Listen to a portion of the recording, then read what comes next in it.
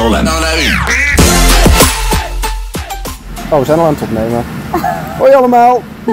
Hoi allemaal. De ochtend zit er al weer op. Welke locatie zijn we? Pettenflat. We zijn op de Pettenflat en we hebben net een super gaaf record gezet hier op de baan waar we ballonnen moesten verzamelen. We moesten zoveel mogelijk ballonnen bovenop deze klimtrek houden. Ze moesten hier heftig omhoog klimmen en dan moesten ze hier op dit kleine stukje dus ballonnen in de lucht houden. Hoeveel ballonnen hadden we ongeveer? 71. 71 ballonnen hebben wij dus met de groep hierboven gehouden. Dat was echt super vet. Echt heel goed, het best gedaan. Verder hebben we nog andere leuke dingen gedaan. En ik mocht even lekker op de drumstel spelen die ze hier hadden staan. Ja, was ook heel leuk. En ze waren erg druk bezig om een lange slinger te maken van papier.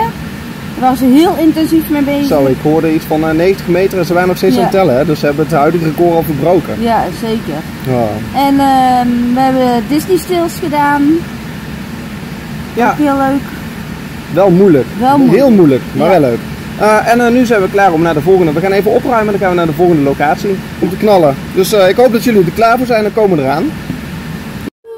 Oké, wacht. Jongens, wat vinden wij van het team van Bart en Alex? Boe! En wat vinden wij van het team van Chantal en Paul?